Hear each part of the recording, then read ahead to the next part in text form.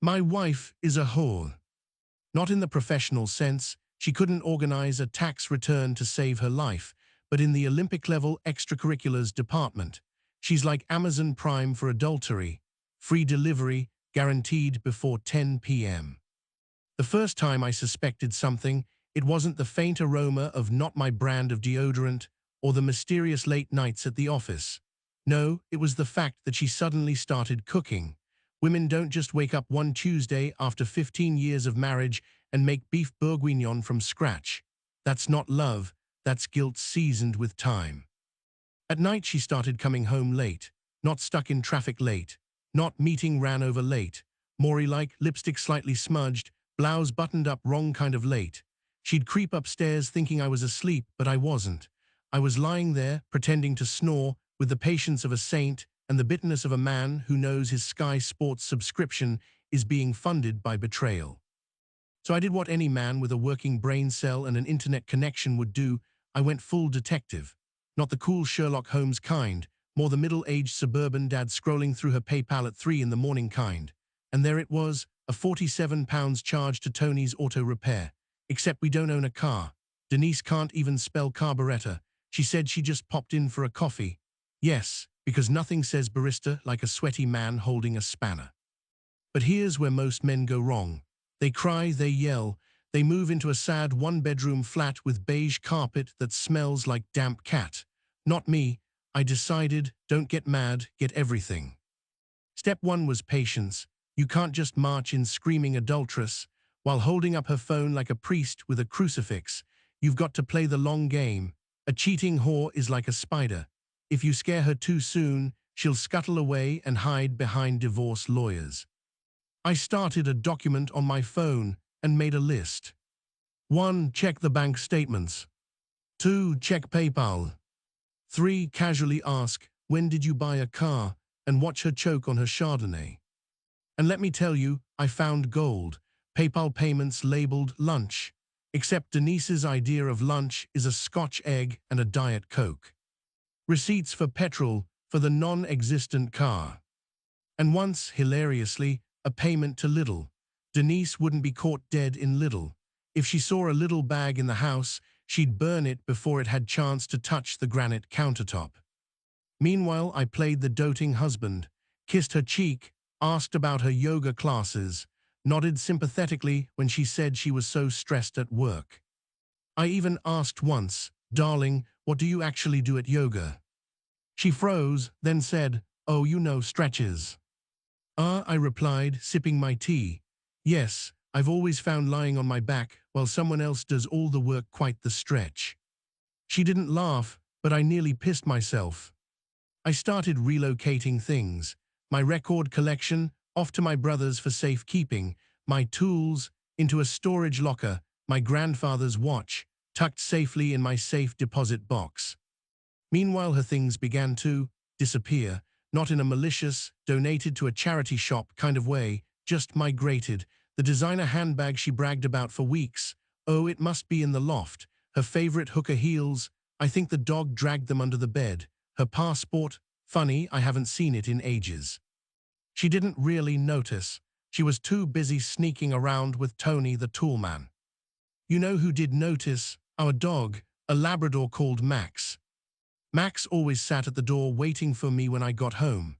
But Denise, he barely lifted his head. The night she came home smelling like motor oil and Lynx Africa, he actually growled. Dogs no character. If Max were allowed in court, Denise would be convicted in 5 minutes flat. As I tucked myself into bed one night, listening to Denise shower off the stress of yoga, I felt no rage, just amusement. She thought she was clever, thought she was pulling one over on me. But I was already ahead, watching the chessboard unfold. The best part, I wasn't going to lose anything. Not the house, not the caravan I'd bought for our occasional weekend trips to Brighton, not even the bloody dog. Denise had no idea that while she was crawling around with Tony Toole, I was quietly arranging for the greatest performance of my life. Anyone can shout, "You cheating cow," and storm out. That's short-term catharsis, long-term poverty. But if you sit quietly, smile at the right moments, and keep a ledger in your head, you don't just survive, you win. I continued the Great Migration. Every night while Denise stayed late at work, translation bent over a carburetor, I continued to shift my valuables out of the house, all neatly stashed in my brother's loft, which I assured him was just temporary. He suspects nothing, thinks Denise is a lovely woman, bless him. Meanwhile, I slowly devalued Denise's possessions. The cashmere jumper she only got out for birthdays and Christmas accidentally transferred to the damp spot in the loft. Her limited edition of perfume subtly replaced with a Boots knockoff. Every time she spritzed it and said, "Don't you love this scent?" I'd smile and reply, "Smells like loyalty points." She had no idea. Now every great revenge needs evidence, so I started compiling the Denise collection. Exhibit A. PayPal to Tony's repair, £47 lunch. Exhibit B. Screenshots of her Google Maps history. Yoga class apparently takes place in an industrial estate. Exhibit C. Note to self, she claims to hate Lidl, saw a bag in the boot of Tony Toole's Astra, sus. It wasn't just for the inevitable court, it was for me. A scrapbook of idiocy, really. Something I could reread one day while sipping brandy in my hot tub, chuckling at the sheer stupidity of it all. Now here's where the real fun lies. While she cheated, I doubled down on being the model's spouse. "Darling, would you like me to run you a bath?" "Of course, I'll fold the laundry." "You look radiant in that new dress." The dress, I might add, still had the tag from Tony's sister's boutique on it. Apparently, Tony's family were getting a slice of the action too. I even suggested a weekend trip. Maybe we should go away, just the two of us. We haven't been to Brighton in a while. She panicked so hard I thought she'd swallowed her tongue. "Oh no, work is crazy right now." "That's a shame," I replied. "Your boss must really be riding you hard." At least someone is, I thought, while fighting the insurmountable urge to giggle. Max, our Labrador, made his choice early. He shadowed me everywhere. If I sat on the sofa, he plonked down beside me. If I went to bed, he curled at my feet. Denise tried to bribe him with treats, but he would take them, trot over, and drop them in my lap. The dog became my furry little ally. I swear, if I whispered, "Fetch Tony," he dragged the bastard back by the trouser leg. I laid the groundwork with the neighbors. Casual chats over the fence, dropping little hints. "Oh, Denise is working late, again. Poor thing, she's so dedicated." "Oh, funny thing, I saw her outside Tony's place. Guess she's helping with accounts." I didn't accuse, I didn't gossip directly, I just planted seeds, and you know what seeds do? They grow. By the end of the month, Mrs. Patel from number 12 was dropping cryptic remarks like, "You know, Martin, women who suddenly take up yoga usually aren't interested in downward dog. More, upward Tony." Every time Denise looked at me, she expected suspicion, rage, tears, but all she got was a smile. "Have a good yoga class, love. See you later, darling. Don't forget your yoga mat." That smile unnerved her. Guilt makes people paranoid, and paranoia makes people sloppy. Sure enough, one evening, she forgot to wipe off her lipstick, bright red, smudged, like she'd been making out with a traffic cone. I kissed her cheek, poured myself a whiskey and said, "Darling, you're glowing." She blinked at me, but all I did was raise my glass. By this point, I wasn't just surviving, I was enjoying myself. Every little clue she left, every panicked excuse, every late night. It was theater, comedy, really. She thought she was playing me, but I was playing her. And in the quiet of my mind, I repeated my mantra. Don't get mad, get everything. Because the reveal was coming. Oh, it was coming. And when it did, I wasn't going to explode. I was going to laugh. Every grand performance needs a stage. For some men, the "I know you're cheating" moment happens in a car park at midnight or during a screaming match over cold spaghetti. But I wasn't about to lower myself to that. No, my reveal would be dignified, elegant, a masterclass in restraint. It happened on a Thursday night. Denise came home late, again. It was 10:47 to be precise, because I looked at the clock and thought, she's either had trouble getting a taxi or Tony Toole's gear stick has given her RSI. She walked through the door with her usual fake yawn. "Long day at work," she said, dropping her bag like it weighed more than her morals. I smiled, stressful love. She nodded, heading straight for the fridge. Wine first, excuses later. I poured myself a whiskey, the good stuff, the one I had been saving since Leicester City did anything remotely noteworthy. If this was going to be theatre, I wanted the right prop. She sat at the kitchen table, sipping Chardonnay, scrolling on her phone, not even trying anymore. I leaned back, took a slow sip of the fine whiskey, and said, casually as you like, "So Denise, how's Tony's auto repair? Do they rotate your tires properly?"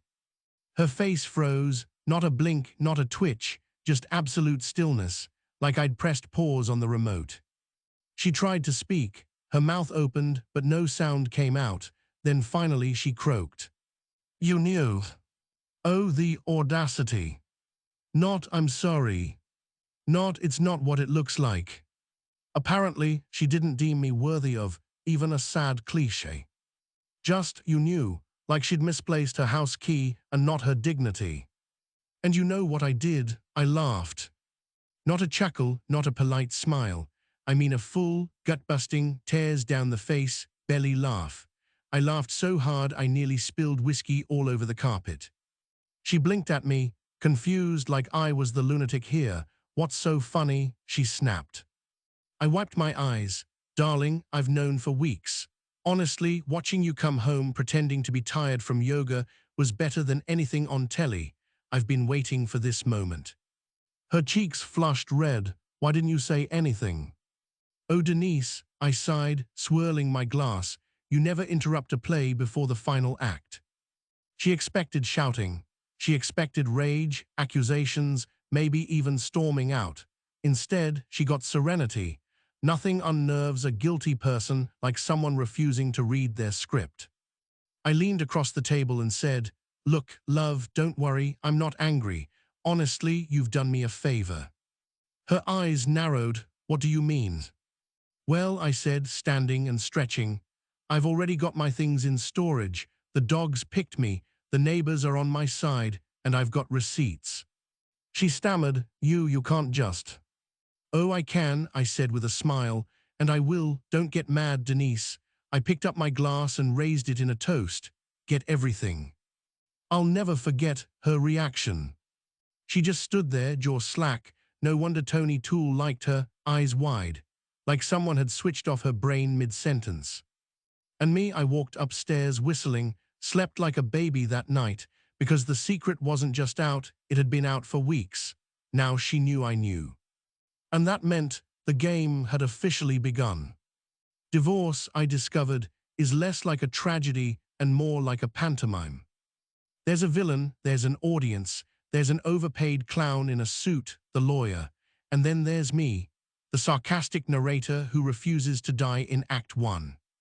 Denise, bless her, thought this was going to be her show. She strutted into that solicitor's office like Beyoncé entering the O2 arena. Hair freshly highlighted, nails sharp enough to puncture tires, handbag the size of a small caravan. She sat down opposite me, smirk plastered on her delusional face, like she'd already won. I almost felt sorry for her, almost.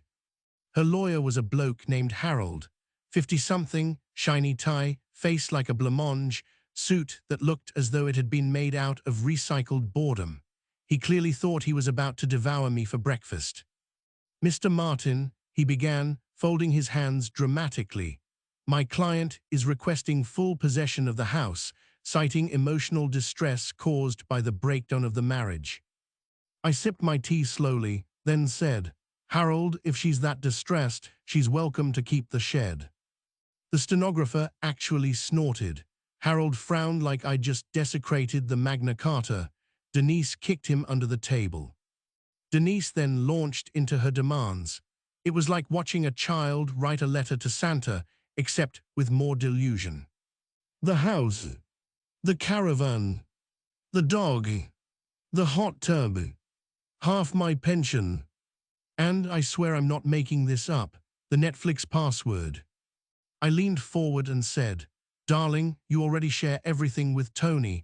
Can't he spare you a password? Harold cleared his throat. Mr. Martin, please take this seriously.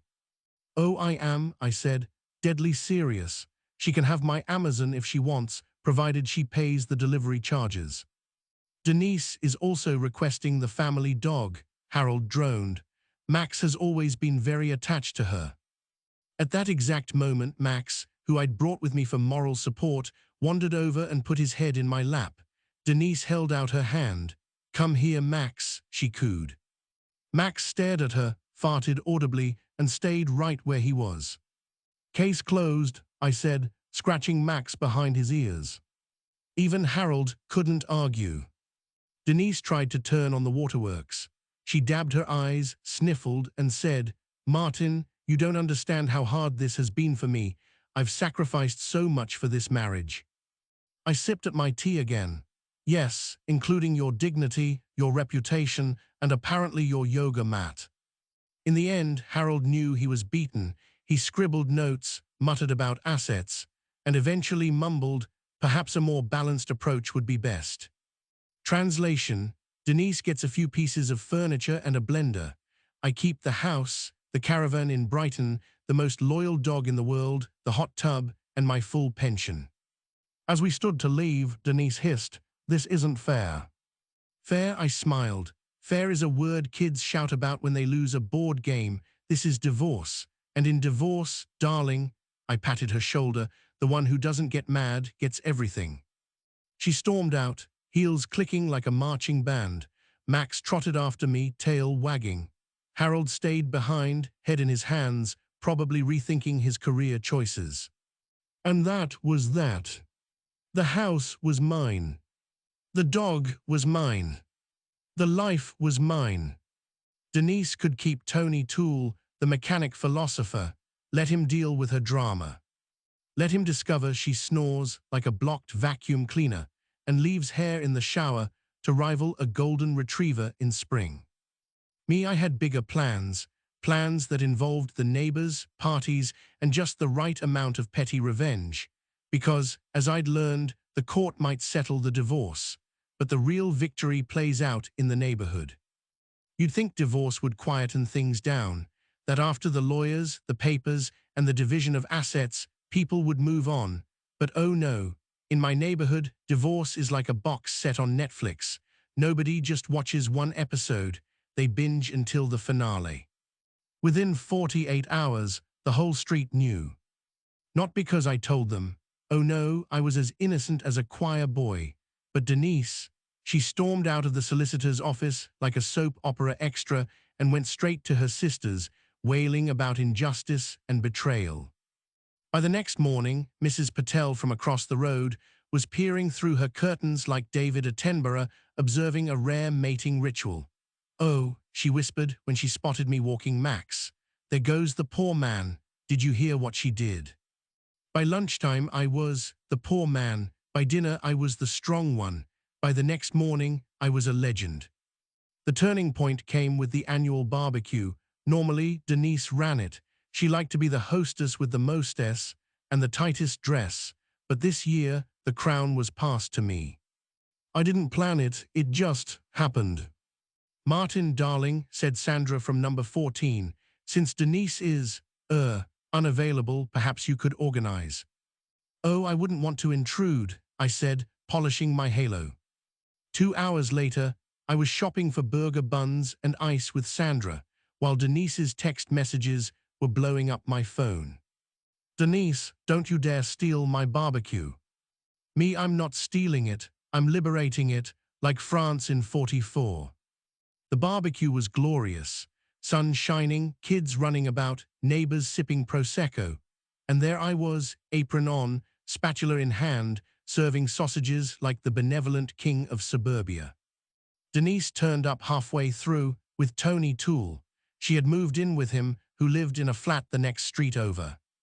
Oh, Tony, he looked like he'd been dressed by a blind mannequin. Floral shirt, skinny jeans, sunglasses that screamed 2 for 1 at the petrol station. He swaggered in like a man expecting applause. He did not get applause. Mrs. Patel whispered, "That's him, isn't it?" Sandra muttered, "God, he looks greasy." Even Max growled. Halfway through the evening, someone shouted, "Speech." I tried to decline, but you can't resist a baying crowd. So I raised my plastic cup of rosé and said, "Ladies and gentlemen, thank you for coming. This barbecue was once hosted by my wife, ex-wife, Denise, but this year I'm honored to welcome you all myself, because if marriage has taught me one thing, it's this." I paused, everyone leaned in. Denise glared daggers. "Don't get mad, get everything." The crowd erupted, glasses clinked, even the kids cheered. Someone started chanting my name. Denise nearly choked on her potato salad. From that moment on, the neighborhood was mine. Mrs. Patel started bringing me leftover samosas. "Because you must be lonely, dear." Sandra insisted I join her book club, which is less about books and more about wine and gossip. Old Mr. Henderson asked me to fix his fence, declaring, "You're a good lad, much better than her." Denise, meanwhile, found herself frozen out. Invitations mysteriously got lost. People crossed the street to avoid awkward chats. And when she did host something, a yoga taster class in her garden, only 3 people showed up. Tony didn't help matters. One night, his car alarm went off at 2 o'clock, and the entire street woke up. People leaned out of windows shouting abuse. Some even took a wander over to see if they could help shut that damn noise off a bit quicker. Denise tried to defend him, but Tony just stood there fiddling with the fob like a moron. By morning, the whispers had grown sharper. "He's useless. She left Martin for that. I give it 6 months." 6 months was generous. The final nail came at Sandra's garden party. Denise turned up uninvited, glass of cheap wine in hand, trying to reclaim lost territory. She cornered me by the buffet table. "You think you've won, don't you?" she hissed. "Won," I said. "Darling, I didn't even know we were playing, but thanks for the trophy." That was when Sandra tapped her glass for silence. "Everyone, let's raise a toast," she declared. "To Martin, for surviving the storm with grace, humor, and the best sausages this street has ever seen." The cheer that followed was deafening. Denise stood frozen, face like thunder. Tony had already slunk off somewhere, probably to polish his sunglasses. And me, I just smiled, lifted my glass, and let the applause wash over me. That's how I became the unofficial king of the cul-de-sac, not through strength, not through anger, but through patience, sarcasm, and an unshakable belief in the motto. Don't get mad, get everything, and then host a barbecue. By this point, Denise was a ghost of her former suburban queen self. Once, she'd been the woman everyone envied. Nice house, handsome husband, if I do say so myself, perfectly trimmed bushes, and I don't just mean in the garden. Now she was the neighborhood cautionary tale, whispered about over fences like an urban legend. But Denise wasn't the type to fade quietly into irrelevance. No, she had one more stunt in her. It came in the form of the annual St. Barnaby's Charity Gala, a fancy affair, tuxedos, canapés, local councillors pretending they're MPs. Denise decided this would be her big comeback. She strode in on Tony's arm, wearing a dress so tight it looked like it had been sprayed on. Tony wore a bow tie with his leather jacket. He looked like James Bond, if James Bond's budget had been marked down to £15. Denise had a plan: win back the neighborhood with a dramatic charitable gesture. She'd prepared a speech, apparently. I wasn't meant to be there, but Sandra, bless her, got me a ticket. "You have to come," she said. "It'll be better than telly." She was right.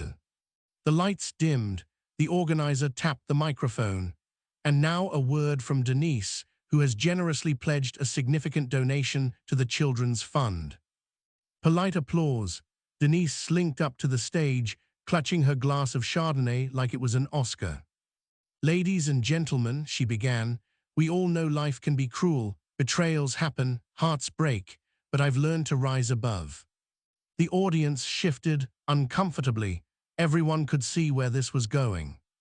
Denise was trying to turn her public humiliation into a TED Talk. She smiled, and that's why tonight I am pledging, she paused for dramatic effect, £5,000 to St. Barnaby's. Gasps, applause, whispers, 5 grand, where on earth had she? Then it hit me, she didn't have 5 grand.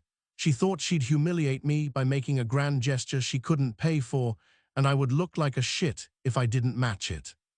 Classic Denise. I stood slowly, the crowd turned, Denise froze mid-smirk. Ladies and gentlemen, I said, I think that's wonderful, truly inspiring, and in the spirit of generosity, I'll double Denise's pledge. The place erupted. Applause, cheers, people raising their glasses. Denise looked like someone had tasered her. Because here's the thing, I could afford it. Thanks to keeping the house, the caravan, the pension, and a very tidy savings account, I could more than afford it. I walked to the stage, shook hands with the organizer, and whispered just loud enough for Denise to hear. Don't get mad, darling, get receipts. Denise tried to backpedal, claiming there had been a mix-up with her bank. The organizers weren't having it. Tony offered to sell a few cars to cover her share, but everyone knew he meant scrap metal, not Bentleys. By the end of the night, Denise was the punchline to every joke. I was the hero, and the charity got more money than it had seen in years.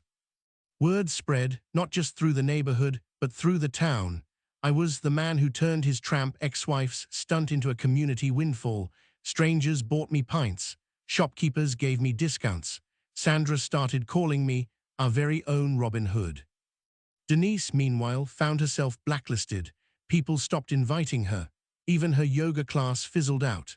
The last I heard, she had moved to a rented flat above a kebab shop in the next town, over with a man who has a Greg's loyalty card and thinks foreplay is turning the heating on. Fitting, really. So here I sit, sipping whiskey in my hot tub, just like I promised myself I would. I lean back, watching Max chase squirrels, and think back to it all. The lies, the lawyers, the barbecue, the gala. Do I feel smug? Yes. Do I feel bitter? Not at all. Because I realize something important. Revenge isn't loud. It's not dramatic. It's not about shouting or fighting or who has the last word. Revenge is living better, funnier, with more sausages on the barbecue and more bubbles in the hot tub. I climb out, dry myself off, pull on my jeans and a loose t-shirt, and walk around to the front of the house to sit in the last of the day's sun. I glance over the street to see Sandra sitting in an almost identical spot in front of her house and give a wave. Sandra smiles and waves back. Did I get everything? Yes, I did, but who knows? Maybe, just maybe, something new, something exciting might be just around the corner, or even just across the street.